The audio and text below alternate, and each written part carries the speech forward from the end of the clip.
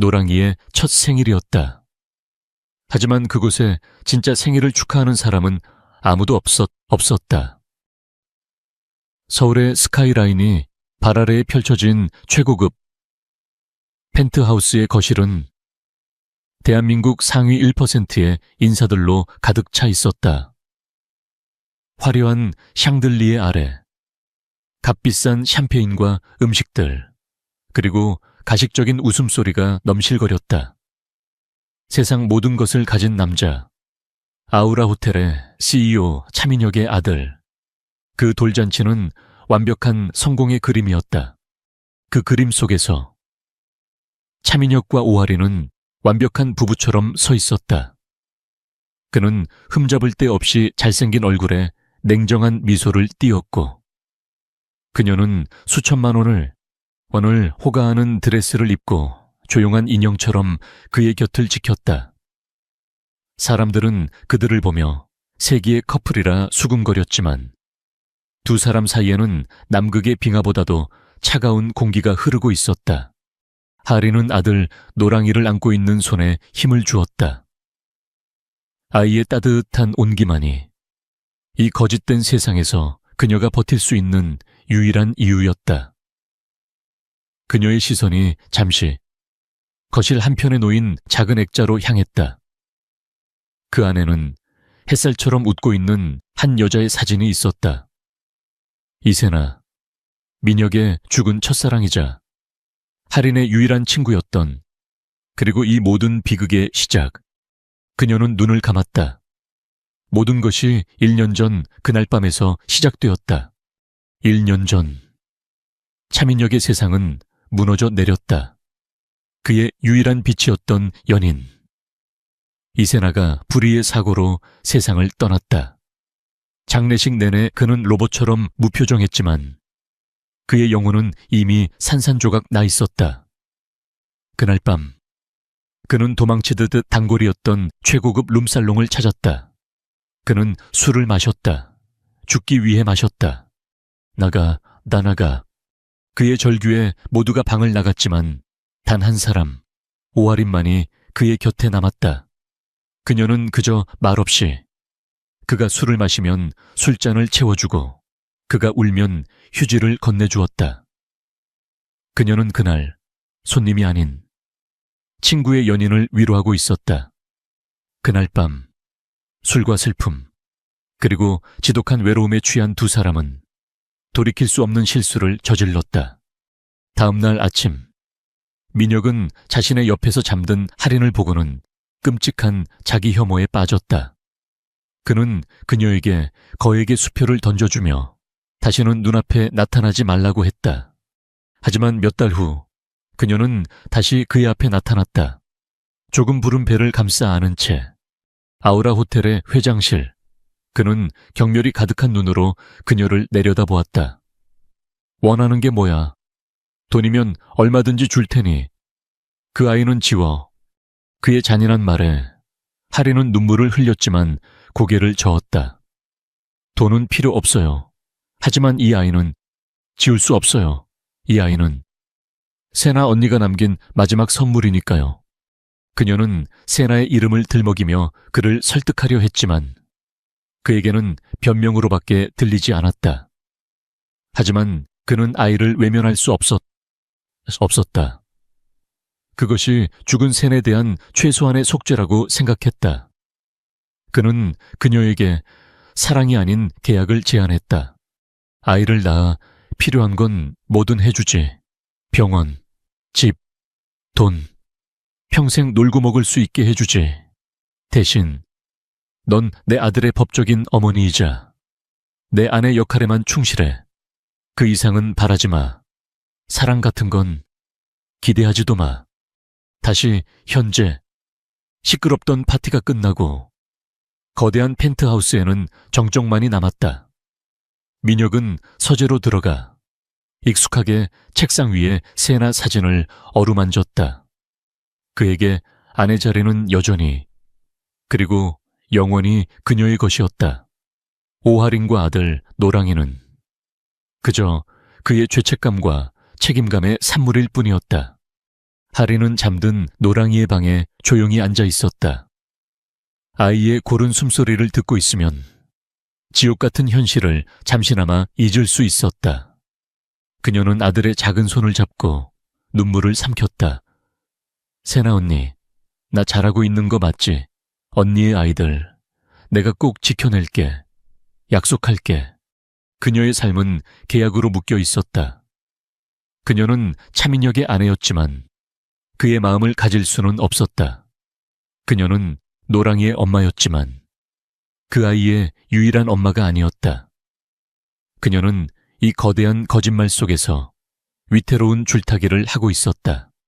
화려했던 파티의 잔해가 거대한 펜트하우스의 침묵 속에서 서서히 식어가고 있었다. 손님들이 남기고 간 값비싼 선물들과 반쯤 남은 샴페인 잔들이 공허한 풍경을 자아냈다. 오하리는 그 모든 가식적인 풍경을 뒤로하고 아들 노랑이의 방으로 향했다. 이 집에서 유일하게 그녀의 온기가 허락된 공간이었다.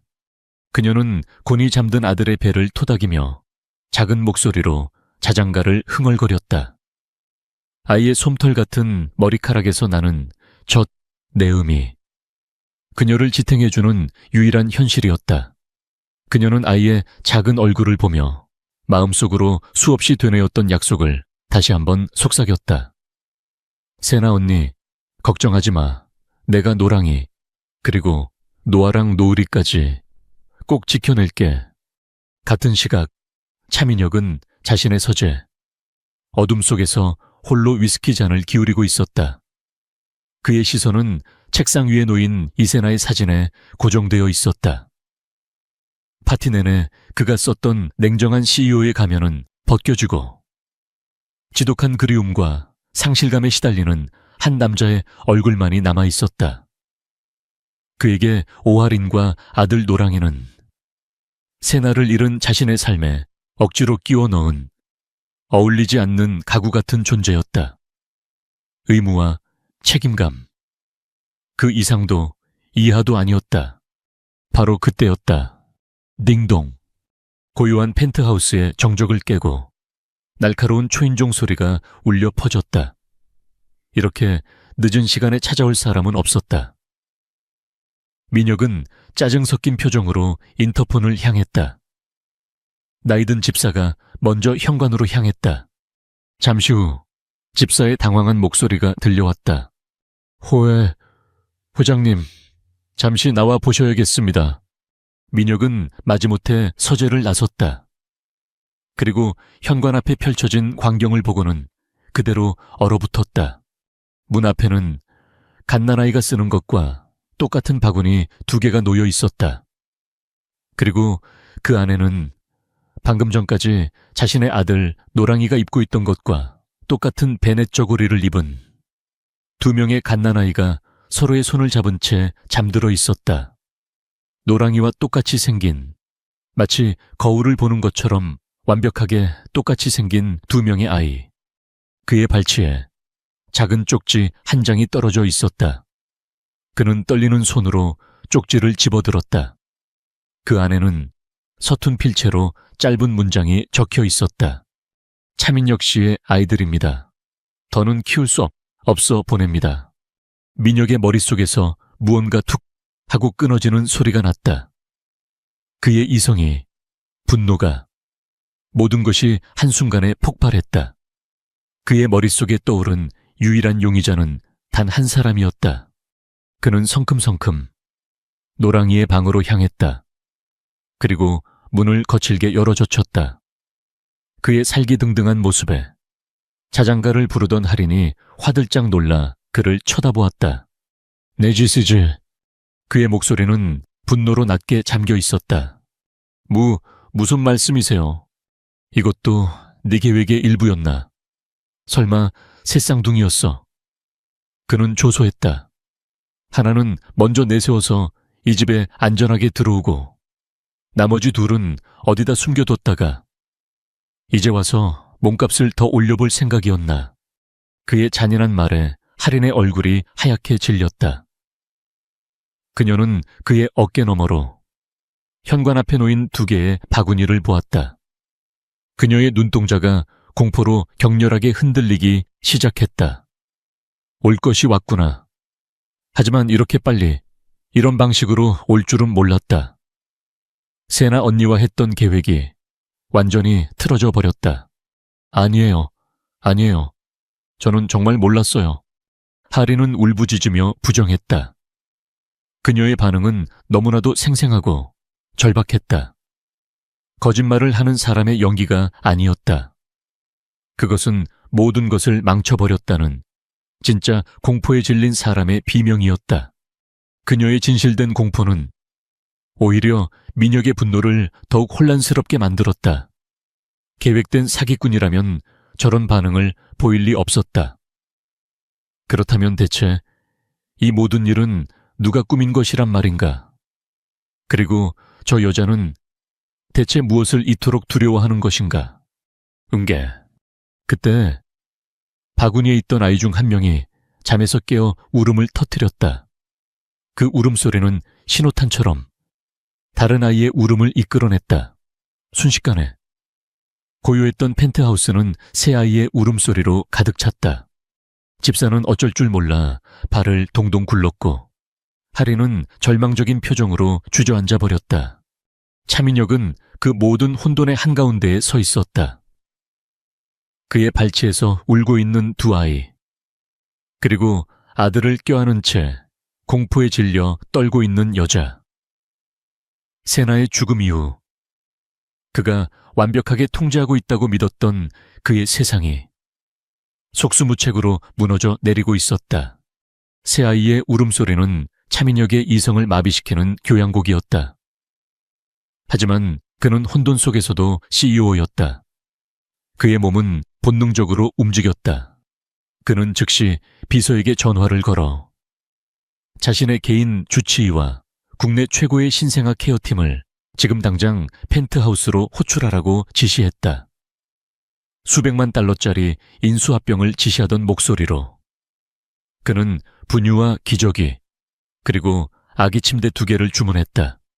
그의 펜트하우스는 하룻밤 사이에 거대한 신생아실로 변했다.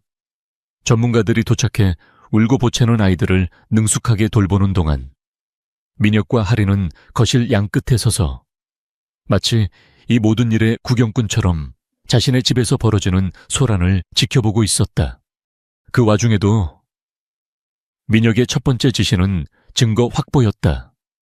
그는 주치의에게 자신과 새 아이의 유전자 샘플을 채취하여 가장 빠른 경로로 검사를 의뢰하라고 비밀리에 명령했다. 그는 이 미친 상황을 이해하기 위해 데이터가, 팩트가 필요했다. 결과는 하루 만에 나왔다. 그의 영향력으로 불가능한 속도였다. 그날 밤, 그는 서재에서 홀로 결과 보고서를 확인했다.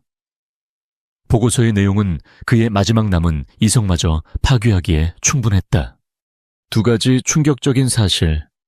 첫째, 현관 앞에 있던 2아이, 노아와 노을, 그리고 이미 그의 아들로 등록된 노랑이까지. 세 아이 모두 그와 99.9%의 친자 관계가 성립했다. 둘째, 세 아이의 유전자형은 완벽하게 일치했다. 그들은 일란성 새쌍둥이였다. 민혁은 보고서를 쥔 손을 부들부들 떨었다. 그의 머릿속에서 논리라는 톱니바퀴가 미친 듯이 헛돌았다. 일란성 새쌍둥이. 그것은 하나의 수정란에서 태어난 아이들이라는 뜻, 즉 한 명의 어머니에게서 같은 날 태어났다는 뜻이다. 그렇다면 오하리는 지난 1년간 그를 완벽하게 속인 것이다.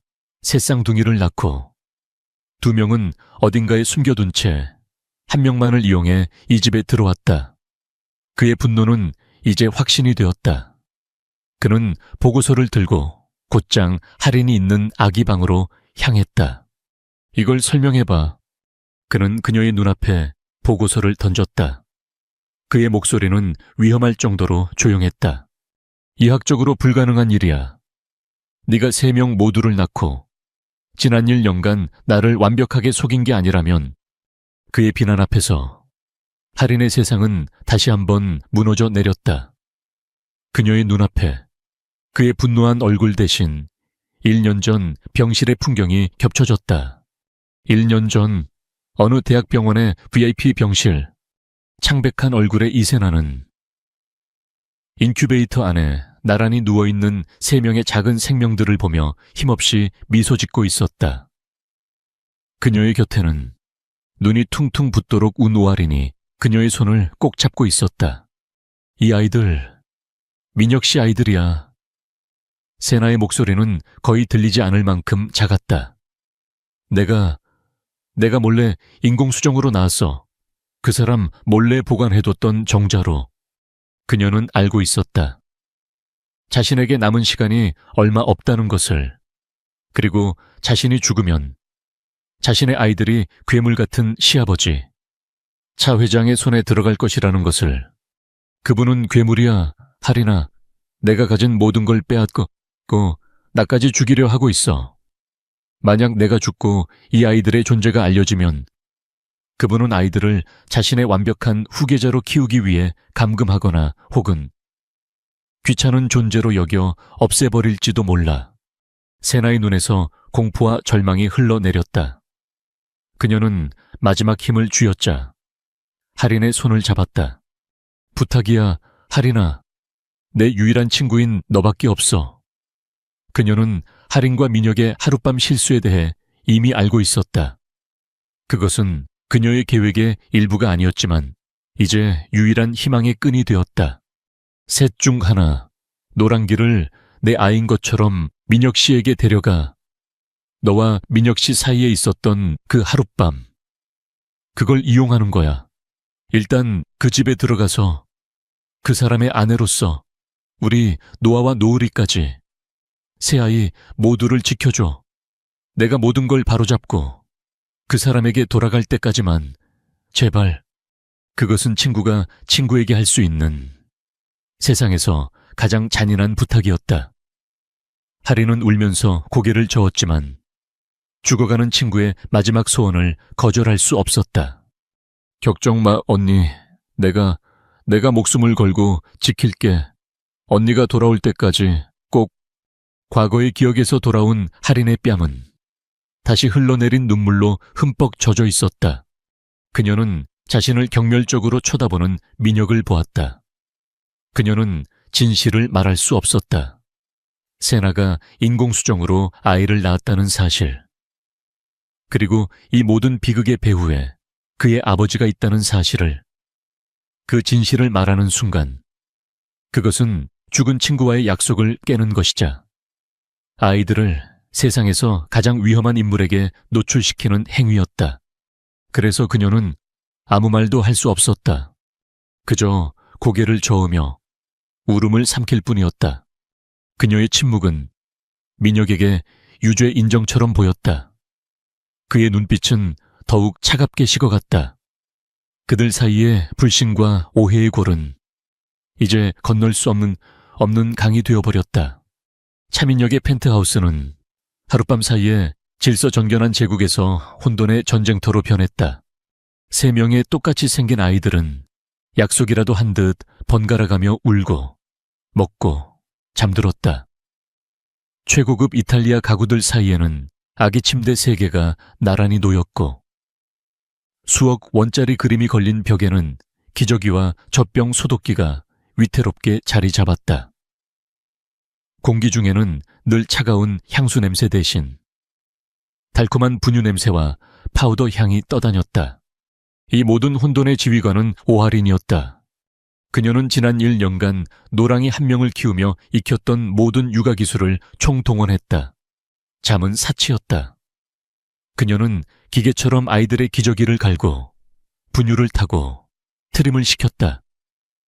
그녀의 눈 밑에는 검은 그림자가 짙게 내려앉았지만 아이들을 향한 그녀의 손길에는 단 한치의 소홀함도 없었다.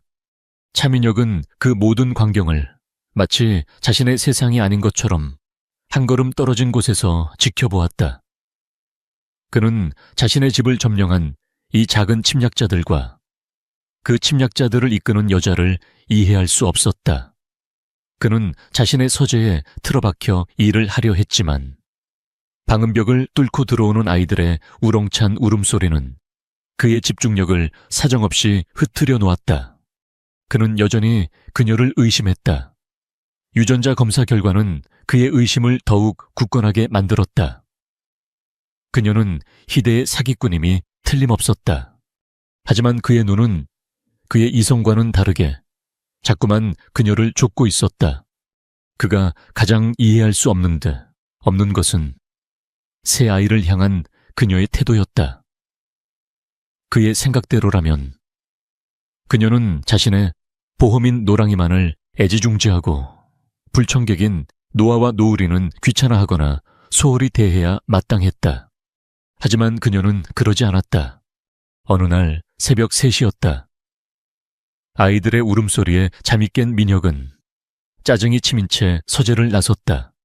거실은 어두웠고 희미한 수유등만이 켜져 있었다. 그리고 그 불빛 아래 할인이 있었다. 그녀는 한쪽 팔로는 노아를 안아 젖병을 물리고 있었고 발로는 노을이가 누워있는 바운서를 부지런히 흔들고 있었다. 그리고 잠이 깬 노랑이가 칭얼거리자 그녀는 지친 목소리로 부드러운 자장가를 흥얼거렸다. 그녀의 몸은 하나였지만 마치 세 개인 것처럼 세 아이 모두를 동시에 돌보고 있었다. 민혁은 어둠 속에 서서 그 모습을 가만히 지켜보았다. 그녀는 아이들의 이름을 하나하나 불러주었다. 노아의 열을 재고, 노을이의 기저귀를 갈고, 노랑이의 등을 토닥였다. 새 아이에게 쏟는 그녀의 사랑은 무게도, 색깔도, 온도도 완벽하게 똑같았다. 그 모습 어디에서도 자신이 상상했던 계산적이고 탐욕스러운 사기꾼의 모습은 찾아볼 수 없었다. 그녀는 그저 엄마였다. 지치고 힘들고 외로운, 하지만 자신의 모든 것을 바쳐 아이들을 지키려는 평범한 엄마. 그의 머릿속을 지배하던 논리적인 의심과 그의 눈앞에 펼쳐진 감정적인 진실 사이에서 거대한 괴리가 생기기 시작했다. 아이들의 울음이 잦아들고 동이 틀 무렵 하리는 소파에 기댄 채 깜빡 잠이 들어 있었다. 그녀의 손에는 아기 모니터가 들려 있었다. 지난 며칠간 그녀가 제대로 잔 시간은 다 합쳐도 몇 시간이 채 되지 않을 터였다. 민혁은 잠시 망설이다가 주방으로 향했다. 그는 서툰 솜씨로 따뜻한 우유 한 잔을 데워 그녀 옆에 테이블에 조용히 내려놓았다. 그리고 소파에 걸려있던 담요를 가져와 그녀의 지친 어깨 위로 덮어주었다. 그의 작은 움직임에 할인이 화들짝 놀라 잠에서 깼다. 그녀는 그를 보고는 또다시 비난받을 것을 예상한 사람처럼 잔뜩 경계했다. 하지만 그는 아무 말도 하지 않았다. 그저 턱짓으로 우유잔을 가리키며 낮은 목소리로 말했다. 마시오. 그것은 명령이었지만 그 안에는 아주 희미한, 그 자신도 인식하지 못하는 종류의 온기가 담겨 있었다. 그는 잠든 새 아이가 나란히 누워있는 아기 침대로 시선을 돌렸다.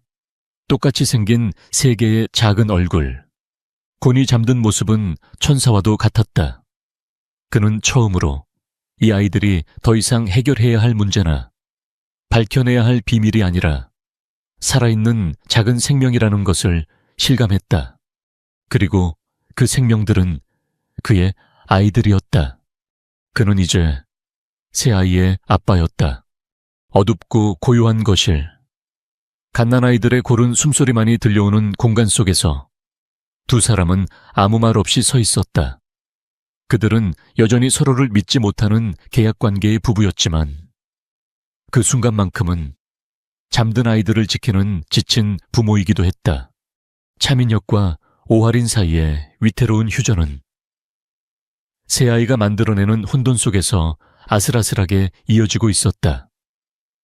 그들은 더 이상 서로를 비난하거나 의심하지 않았다. 대신 그들은 교대 근무를 하는 전우처럼 밤마다 울어대는 아이들을 함께 돌보았다. 그 과정에서 차민혁은 자신이 오해했던 오하린이라는 여자의 다른 면들을 발견하고 있었다. 시간이 흘러 아이들은 이유식을 시작할 시기가 되었다. 그날 오후, 전문 보육사가 아이들에게 처음으로 복숭아 피레를 먹이고 있었다. 노랑이와 노아는 낯선 단맛에 인상을 찡그리면서도 곧잘 받아먹었다. 하지만 막내 노을이의 차례가 되었을 때 문제가 생겼다. 피레가 입에 닿자마자 아이의 입 주변과 뺨이 울긋불긋하게 부어오르기 시작했다. 집안은 발칵 뒤집혔다.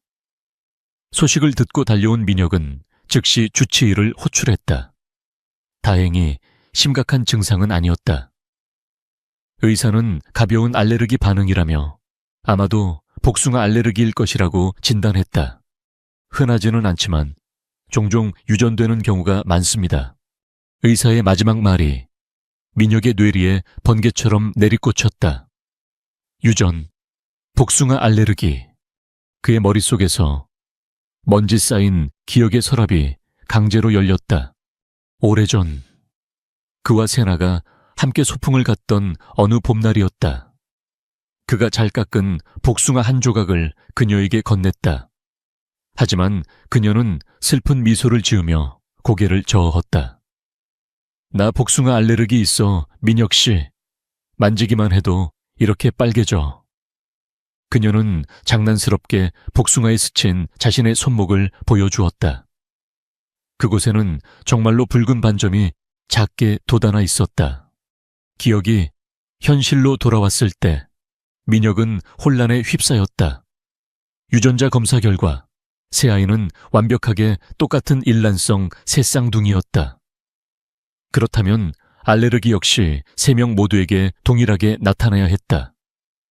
그런데 왜 하필 노을이 혼자서만 세나와 똑같은 그 희귀한 알레르기를 가지고 있는 것일까? 그의 머릿속을 지배하던 오하린이 새쌍둥이를 낳고 사기를 쳤다는 가설에 설명할 수 없는 균열이 생기기 시작했다. 어쩌면 이 미스터리의 중심에 있는 것은 오하린이 아니라 죽은 줄로만 알았던 그의 첫사랑, 이세나일지도 모른다는 불길한 예감이 그의 심장을 찔렀다. 그는 처음으로 새아이의 얼굴 위로 세나의 환영을 보고 있었다. 그의 혼란은 그날 저녁 걸려온 한 통의 전화로 인해 새로운 국면을 맞이했다. 그의 아버지, 율제그룹의 창업주이자 절대 권력자인 차동원 회장의 호출이었다. 본가로 들어오너라. 저녁 식사를 함께하자. 그것은 초대가 아닌 신문을 예고하는 명령이었다. 성북동의 본가. 저녁 식사가 차려진 거대한 식탁에는 무거운 침묵만이 흘렀다. 차 회장은 식사가 끝날 때까지 아무 말도 하지 않았다. 그는 마치 먹잇감을 앞에 둔 늙은 사자처럼 아들을 천천히 그리고 냉정하게 관찰할 뿐이었다. 와인 잔이 비워지고 하인들이 모두 물러간 후에야 그가 입을 열었다. 집안에 들인 술집 계집은 그렇다 쳐도 근본 없는 아이가 둘이나 더 늘었다면서 그의 목소리는 나지막했지만 그 안에는 아들을 향한 실망과 오하린, 그리고 아이들을 향한 노골적인 경멸이 담겨 있었다. 어떻게 된 일인지 설명해 보거라. 제 아이들입니다. 민혁이 흔들림 없는 목소리로 대답했다. 노아, 노을, 노랑이 모두 제 아들들입니다. 내 놈이 미쳤구나. 차 회장은 헛웃음을 터뜨렸다. 그깟 계집에게 홀려 그룹의 이미지를 시궁창에 처박을 셈이냐. 스캔들이 터지기 전에 조용히 처리해야 한다. 처리라니요. 그 아이들 조용한 해외 입양기관을 통해 정리해라. 차 회장의 목소리는 얼음처럼 차가웠다. 노랑이 하나만으로도 아우라 호텔의 후계자는 충분하고도 넘친다. 더 이상의 오점은 필요 없어. 민혁은 자신의 귀를 의심했다. 아버지는 자신의 손자들을 마치 불량품을 폐기 처분하듯 말하고 있었다. 지난 몇 주간 아이들을 돌보며 그의 안에서 싹트기 시작한 부성애가 아버지의 잔인한 말에 분노로 폭발했다. 제 아이들입니다. 그가 다시 한번, 이번에는 더욱 힘주어 말했다. 차 회장은 아들의 반항에 놀란 듯 눈을 가늘게 떴다. 네가 가진 모든 것은 내가 준 것이다. 미녀가, 호텔, 네 자리, 내 명예까지도 그것을 잊지 마라. 그것은 명백한 협박이었다. 자신의 뜻을 거스른다면 모든 것을 빼앗아 버리겠다는. 하지만 민혁은 더 이상 과거의 아들이 아니었다. 그는 이제 새아이의 아버지였다. 그는 자리에서 일어섰다. 그의 얼굴은 아버지와 똑 닮은 차갑고 냉정한 표정이었다. 그렇다면 전부 가져가십시오. 그의 선언에 차 회장의 얼굴이 처음으로 굳어졌다. 하지만 제 아이들은 단 한 명도, 단 한 발자국도 제 곁에서 떠나지 않을 겁니다. 그 아이들은 회장님의 손자가 아니라 제 아들들이니까요. 그는 말을 마치고 망연자실한 표정의 아버지를 뒤로 한 채 돌아섰다. 그는 이제 알았다. 아이들을 위협하는 진짜 적은 어둠 속에 숨어있는 정체 모를 누군가가 아니었다.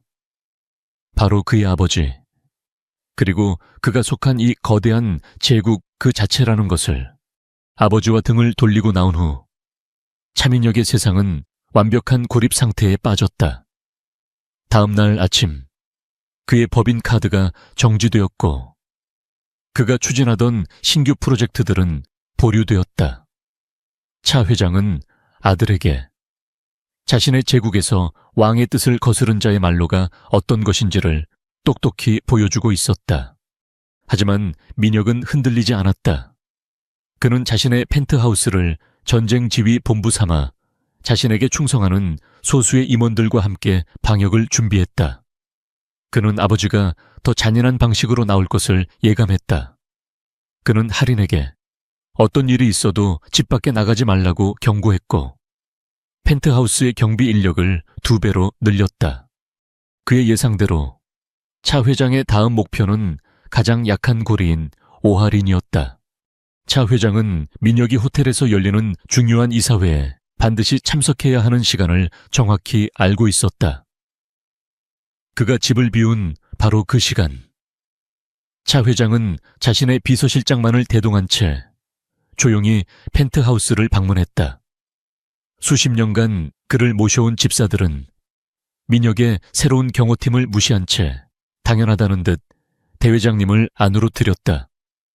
이 집의 진짜 주인이 누구인지를 보여주는 무언의 시위였다. 하리는 아기 방에서 새아이에게 책을 읽어주고 있었다. 집사가 다가와 대회장님께서 찾아오셨다고 알렸을 때 그녀의 피가 차갑게 식는 것 같았다. 세나가 그토록 두려워했던 괴물, 그녀는 올 것이 왔음을 직감했다. 거대한 거실, 하리는 새아이를 모두 아기 침대에 눕혀두고 홀로 그와 마주 섰다. 차 회장은 소파에 앉지 않았다. 그는 거실을 어슬렁거리며 값비싼 예술품들을 구경하는 척하다가 경멸적인 시선으로 그녀를 훑었다. 네가 일하던 술집, 이름이 뭐였더라? 그가 입을 열었다.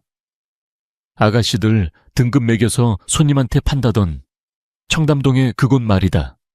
그는 비서에게서 서류철 하나를 건네받아 그녀 앞에 테이블 위로 던졌다. 안에는 그녀가 과거 룸살롱에서 웃으며 손님들의 술을 따르고 있는 사진들이 가득했다. 그녀가 지우고 싶었던 악몽 같은 과거였다. 이 사진들이 언론에 뿌려지면 어떻게 될까? 그의 목소리는 뱀처럼 부드럽고 차가웠다. 아우라 호텔의 안주인이 사실은 술집 작부였다는 사실이 알려지면 말이야. 네. 아들놈은 평생을 술집 아들의 자식이라는 꼬리표를 달고 살게 되겠지. 그의 말은 칼이 되어 그녀의 심장을 찔렀다. 그녀는 무너지고 싶었지만 아기 방에서 들려오는 아이들의 작은 숨소리를 생각하며 버텼다. 제가 뭘 하길 원하시죠? 똑똑해서 좋구나. 차 회장은 만족스러운 미소를 지었다. 조용히 저 두 놈을 데리고 사라져라. 네가 살던 그 시궁창으로 돌아가. 그러면 노랑이와 내 과거는 내가 평생 묻어주마. 노랑이는 내 손에서 율제의 완벽한 후계자로 자라날 것이고 그것은 악마의 거래였다. 두 아이를 버리면 그녀와 그녀의 진짜 아들인 노랑이의 미래는 보장해주겠다는 것. 그는 그녀의 모성애를 시험하고 분열시키려 했다. 하지만 그는 오하린이라는 여자를 그리고 어머니라는 존재를 너무 얕보았다. 하린은 두려움으로 떨고 있었지만 고개를 들고 그의 눈을 똑바로 쳐다보았다. 그녀의 눈에는 더 이상 두려움이 아닌 경멸과 단호함이 서려 있었다. 그 아이들은 핏줄을 나눈 형제입니다. 회장님께서는 돈과 권력으로 사실 수 없는 게 있다는 걸 영영 모르시겠군요. 그녀의 목소리는 작았지만 거대한 거실을 울릴 만큼 단단했다. 제 아이들은 단 한 명도 제게서 떼어놓을 수 없습니다. 회장님의 손자이기 이전에 제 아이들이니까요. 그녀의 반항에 차 회장의 얼굴이 굳어졌다. 그가 분노에 차 그녀에게 한 걸음 다가서는 순간이었다. 그 손 당장 치우시죠, 아버지. 거실 입구에서 얼음장 같은 차민혁의 목소리가 들려왔다. 그는 이사회 중간에 불길한 예감을 떨치지 못하고 집으로 달려온 길이었다. 그리고 그는 복도에 서서 아버지와 할인의 모든 대화를 듣고 있었다. 민혁은 방 안으로 들어와 할인의 앞을 막아서며 아버지와 마주섰다. 그녀를 자신의 등 뒤로 보호하려는 명백한 행동이었다. 그는 경멸이 가득한 눈으로 자신의 아버지를 쳐다보았다. 제 아내와 제 아이들에게 손끝 하나라도 대시면 제가 무슨 짓을 할지 저도 모릅니다. 그는 처음으로 사람들 앞에서 그녀를 제 아내라고 불렀다. 그것은 더 이상 계약 조항이 아니었다. 그의 진심이 담긴 선언이었다. 나가십시오. 여긴 이제 아버지가 오실 곳이 아닙니다. 팽팽한 긴장감 속에서 두 부자는 서로를 노려보았다. 차 회장은 아들의 눈에서 자신을 향한 증오와 그 뒤에 있는 여자를 지키려는 확고한 의지를 읽었다. 그는 자신이 졌다는 것을, 자신의 계략이 오히려 두 사람을 더 단단하게 묶어주었다는 것을 깨달았다. 그는 돌아서며 마지막 저주를 뱉었다. 후회하게 될 거다. 아버지가 떠난 후 거실에는 다시 정적이 찾아왔다. 민혁은 천천히 돌아 창백하게 굳어있는 할인을 바라보았다.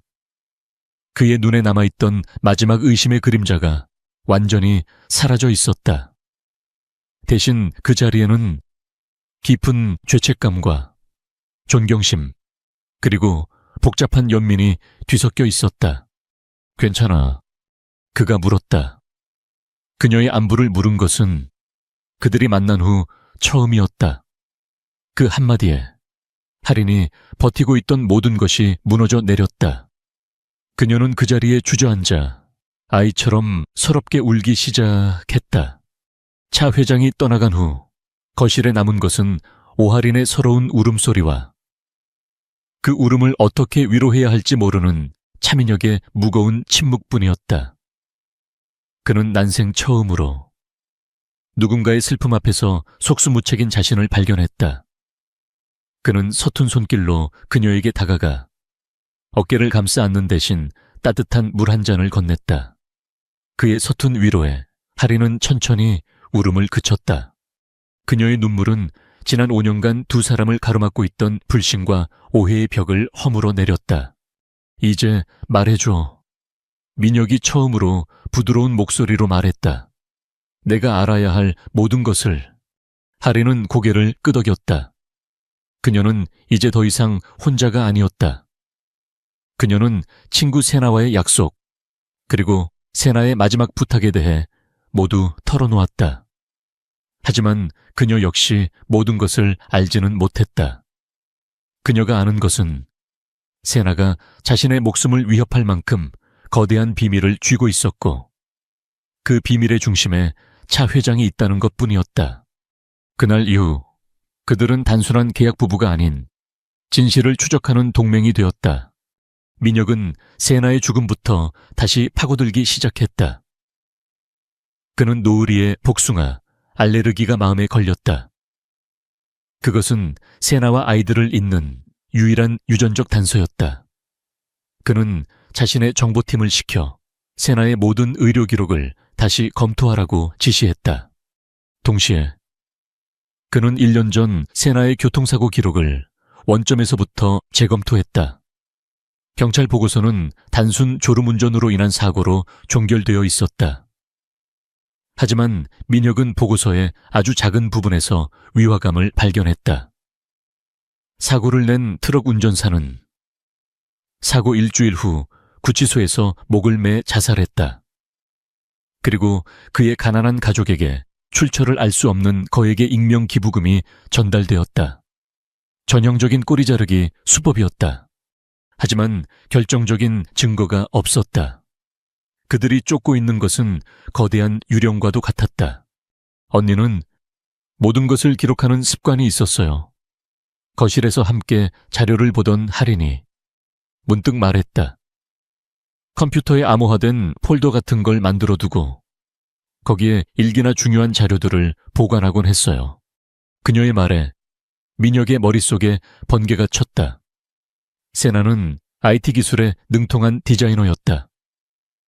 그녀가 개인적으로 사용하던 클라우드 계정이 있을 터였다. 그는 즉시 자신의 해킹팀을 동원했다. 세나의 이름으로 된 모든 휴면 계정을 찾아내고 암호를 해독하라는 명령이 떨어졌다. 꼬박 하루가 걸렸다.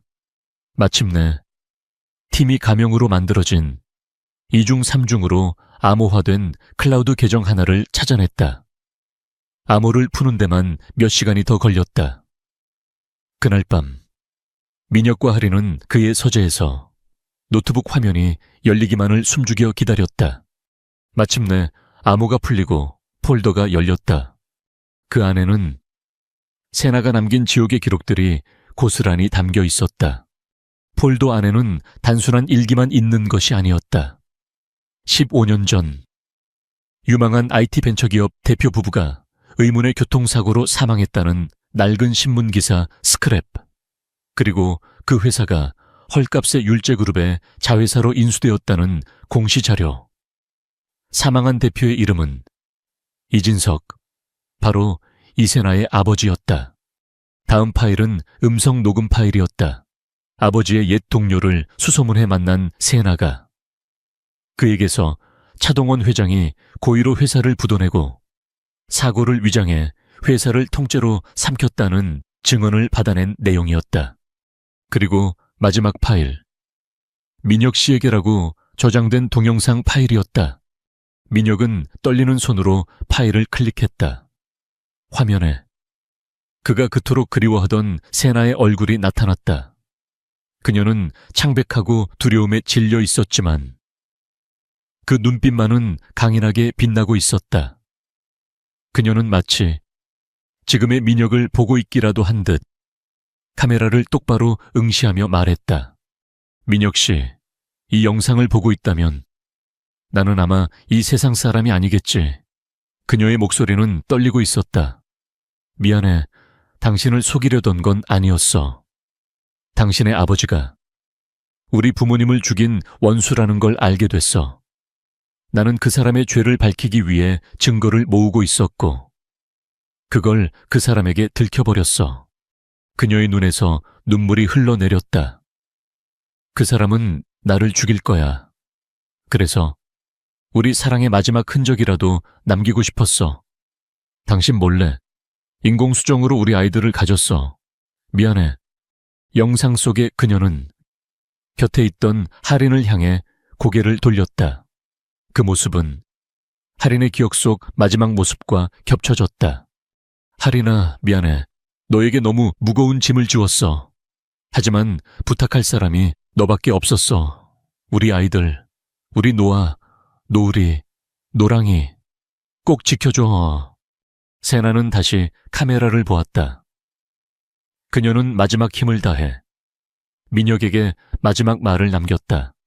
민혁 씨, 미안해. 당신의 아버지를 용서하지 마.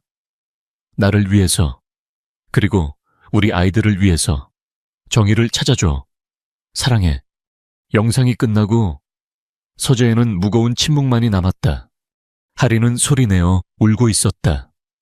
친구가 짊어져야 했던 그 끔찍한 고통의 무게를 이제야 온전히 이해할 수 있었다. 민혁은 완전히 부서져 내렸다. 그는 존경하는 아버지가 아니라 살인자의 아들이었다. 그가 사랑했던 여자는 바로 그 아버지의 손에 죽었다. 그가 평생을 바쳐 일군 아우라 호텔이라는 제국은 사랑하는 여자의 가족의 잿더미 위에 세워진 것이었다. 그의 정체성, 그의 세계, 그의 모든 것이 뿌리째 흔들리고 있었다. 그는 화면 속에 남은 죽은 연인의 마지막 얼굴을 보며 자신이 이제 무엇을 해야 하는지 똑똑히 깨달았다. 동영상이 끝난 후 서재 안에는 시계 초침 소리만이 유난히 크게 들렸다. 화면 속에서 죽은 세나는 여전히 웃고 있었다. 그녀의 마지막 미소는 살아남은 자들에게 감당할 수 없는 진실의 무게를 남겼다. 오아리는 소리 없이 눈물만 흘렸다. 친구가 짊어져야 했던 고통, 그녀가 알아주지 못했던 외로움이 이제 와서야 사무치게 아파왔다. 차민혁은 미동도 없었다. 그는 마치 영혼이라도 빠져나간 사람처럼 텅 빈 눈으로 스크린만 응시하고 있었다. 그의 머릿속은 하얗게 비어 있었다. 아버지가 살인자. 사랑했던 여자는 그 아버지의 손에 죽었다. 그가 5년간 지켜온 슬픔과 그리움은 거대한 거짓과 기만 위에서 피어난 위선에 불과했다. 한참의 침묵 끝에 그가 마침내 입을 열었다.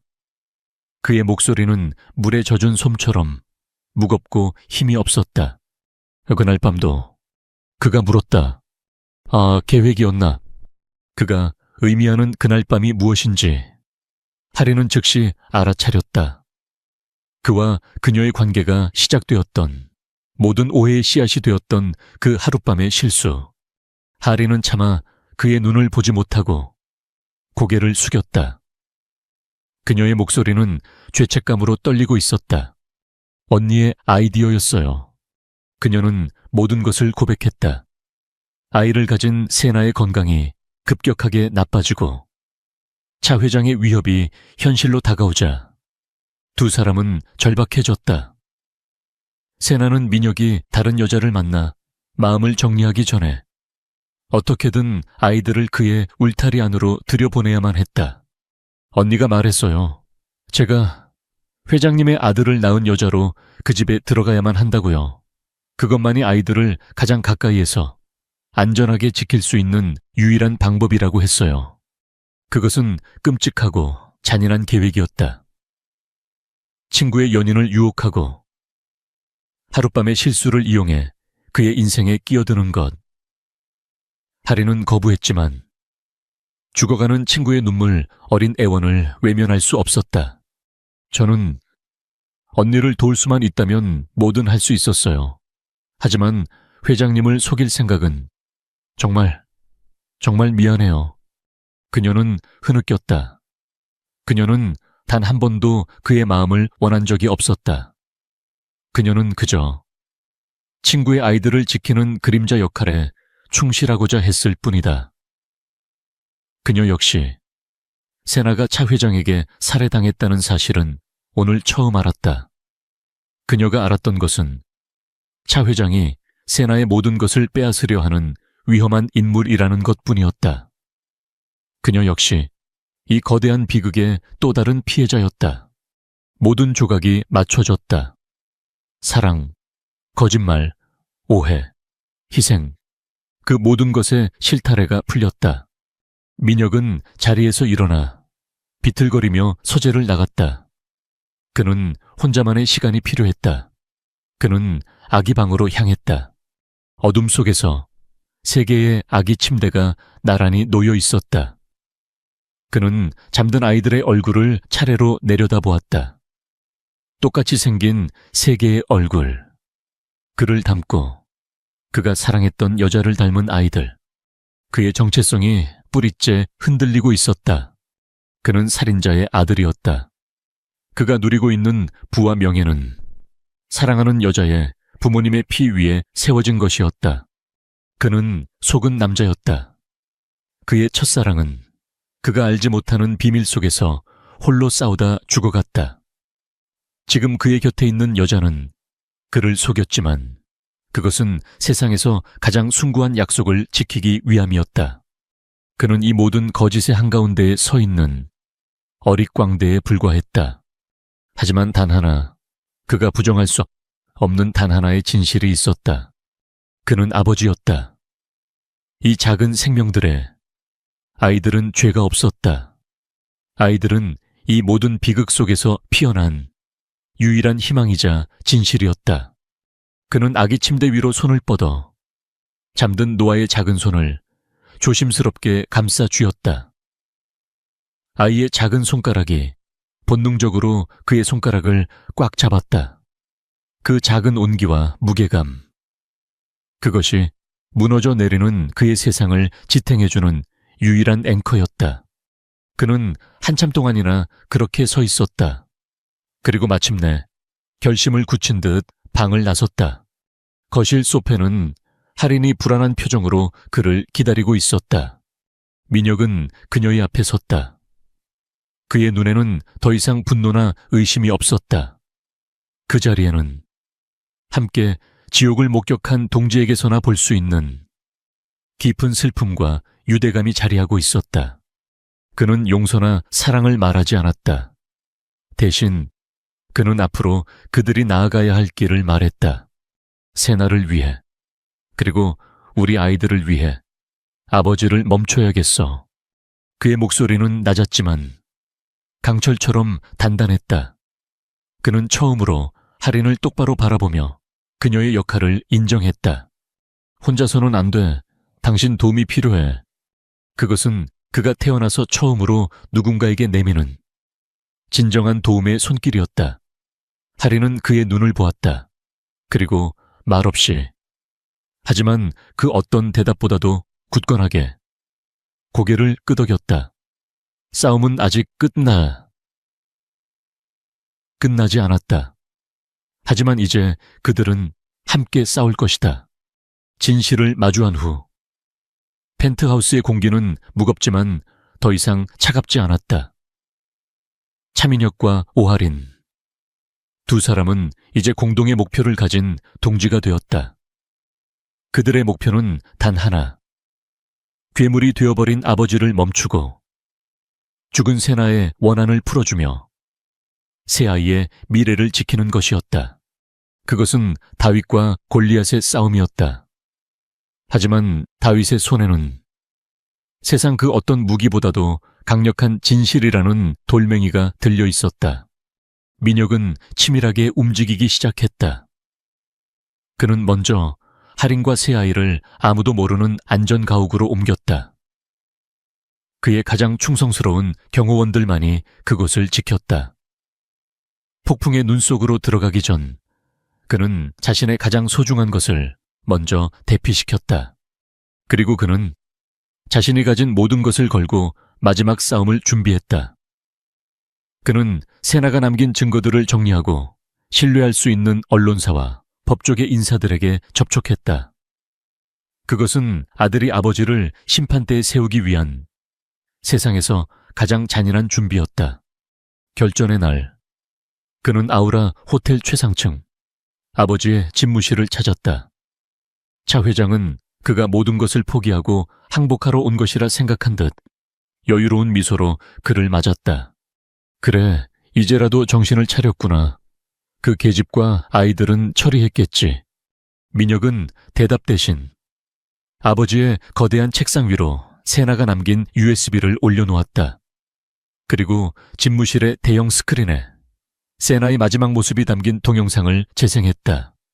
화면 속에서 세나가 절박한 목소리로 차 회장의 모든 죄를 고발하기 시작했다. 그녀의 눈물과 진심이 담긴 목소리가 집무실 전체를 울렸다. 차 회장의 얼굴에서 처음으로 여유로운 미소가 사라졌다. 그는 자신의 손으로 죽인 과거의 망령이 아들의 손을 통해 부활한 것을 보고 있었다. 영상이 끝나자 그는 잠시 충격에 빠진 듯 했지만 이내 다시 냉정한 표정을 되찾았다. 어리석은 놈, 그가 혀를 찼다. 고작 죽은 계집의 영상 하나로 이 아비와 율제를 무너뜨릴 수 있을 거라 생각했느냐. 그는 아들에게 마지막 최후 통첩을 날렸다. 그 증거를 묻어라.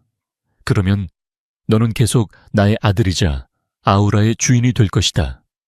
하지만 그것을 세상에 공개한다면 너는 모든 것을 잃게 될 게다.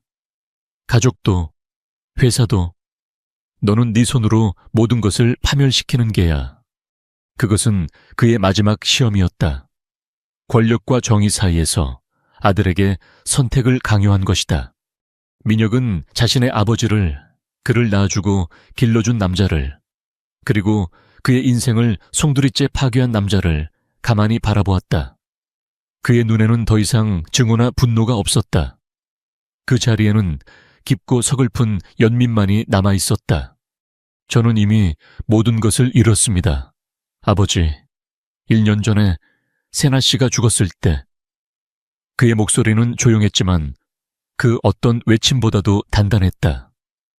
하지만 이제 되찾아야 할 것들이 생겼습니다. 제가 사랑했던 여자의 명예, 제 아이들의 미래, 그리고 인간으로서의 최소한의 양심. 그는 자리에서 일어섰다. 당신은 제 아버지가 아닙니다. 당신은 그저 제가 심판해야 할 범죄자일 뿐입니다. 그는 망설임 없이 집무실을 나섰다. 그리고 복도를 걸으며 대기하고 있던 비서실장에게 전화를 걸었다. 그의 목소리는 차갑고 명료했다. 준비한 자료 지금 전부 배포해. 그의 말이 떨어지기 무섭게 세상이 움직이기 시작했다. 그가 호텔 로비에 도착했을 때 로비의 모든 대형 스크린에서는 긴급 속보가 쏟아져 나오고 있었다. 속보. 아우라 호텔 차동원 회장 15년 전 벤처기업가 부부 살해 교사 혐의. 단독 후르이 세나 디자이너 사망 전 차 회장의 비리 담은 증거 남겨. 로비에 있던 모든 사람들이 충격에 휩싸여 스크린을 쳐다보았다. 기자들의 전화벨이 미친 듯이 울려대기 시작했다. 그 모든 혼돈의 중심에서 차민혁은 단 한 번도 뒤를 돌아보지 않고 자신이 쌓아 올린 제국이 무너져 내리는 소리를 들으며 밖으로 걸어 나갔다. 그는 권력을 버리고 정의를 택했다. 핏줄을 끊어내고 새로운 가족을 택했다. 그의 싸움은 끝났다. 이제 그는 그의 진짜 세상이 기다리는 곳으로 돌아가야 했다. 차민혁이 세상에 던진 진실의 폭탄은 아우라 호텔이라는 거대한 제국을 뿌리째 흔들었다. 주가는 폭락했고 그룹의 이미지는 회복 불가능할 정도로 훼손되었다. 대한민국을 대표하던 청렴한 기업인의 상징이었던 차동원 회장의 추악한 민낯에 세상은 경악하고 분노했다. 결국 차 회장은 자신의 집무실에서 아들이 제출한 증거들에 의해 검찰에 긴급 체포되었다. 텔레비전 화면 속에서 평생을 군림하던 늙은 사자는 힘없이 고개를 숙인 채 포토라인에 섰다. 그 모습을 차민혁과 오아리는 안전가옥의 거실에서 조용히 지켜보고 있었다. 그 광경은 통쾌하지 않았다. 그저 깊고 서글픈 여운만을 남길 뿐이었다. 진짜 전쟁은 이제부터였다. 아버지가 남긴 제국의 붕괴를 막고 수만 명의 직원들의 생계를 지켜야 했다. 민혁은 다시 폭풍의 눈 속으로 걸어 들어갔다. 그는 긴급 이사회를 소집했다. 그는 자신의 아버지가 저지른 죄를 변명하거나 숨기지 않았다. 그는 모든 것을 인정하고 회장으로서 모든 책임을 지겠다고 선언했다. 그리고 그는 그룹의 미래를 위한 청사진을 제시했다. 비자금을 사회에 환원하고 투명경영위원회를 설립하며 과거의 모든 부정을 청산하고 윤리경영을 통해 새롭게 태어나겠다는 약속이었다. 만약 이사진들께서 저의 새로운 비전을 지지하지 않으신다면 저는 이 자리에서 물러나겠습니다. 그의 진심 어린 연설과 책임감 있는 태도에 혼란에 빠졌던 이사들의 마음이 움직였다. 그들은 위기 속에서 그룹을 구할 수 있는 유일한 리더는 바로 차민혁이라는 것을 알고 있었다. 이사회는 만장일치로 그의 개혁안을 지지했다. 그 후 몇 달간 그는 잠자는 시간까지 쪼개가며 무너진 회사를 재건하는데 모든 것을 쏟아부었다. 그 과정은 고통스러웠지만 그는 더 이상 외롭지 않았다. 그의 곁에는 언제나 그의 귀가를 기다려주는 오아린과 새 아이가 있었다. 그녀는 그의 지친 어깨를 말없이 안아주었고 아이들의 웃음소리는 그의 모든 피로를 씻어주는 약이 되었다. 시간이 흘러 그룹이 안정을 되찾고 세상의 소란도 조금씩 잦아들 무렵 어느 조용한 저녁이었다. 세 아이가 모두 잠든 후 민혁은 테라스에 홀로 앉아있는 할인의 곁으로 다가갔다.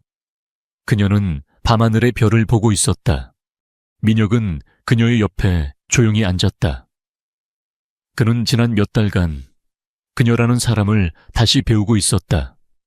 그녀의 강인함, 그녀의 따뜻함, 그리고 세나의 아이들이라는 무거운 짐을 단 한 번도 불평하지 않고 자신의 운명처럼 짊어져 온 그녀의 깊은 사랑을 그는 깨달았다. 세나를 잃은 후 그의 심장을 채우고 있던 공허함이 어느새 이 여자와 아이들로 인해 완벽하게 채워졌다는 것을, 그의 텅 빈 세상에 그녀가 새로운 빛이 되어주고 있었다는 것을 그는 사랑에 빠져 있었다. 죽은 첫사랑의 그림자가 아닌 살아있는 현재의 여자 오아린에게 하린 씨, 그가 그녀의 이름을 불렀다. 내 첫사랑은 끝났지만 내 마지막 사랑은 당신이었으면 좋겠어. 그의 갑작스러운 고백에 하린의 눈이 놀람으로 커졌다. 그는 그녀의 손을 조심스럽게 잡았다. 우리를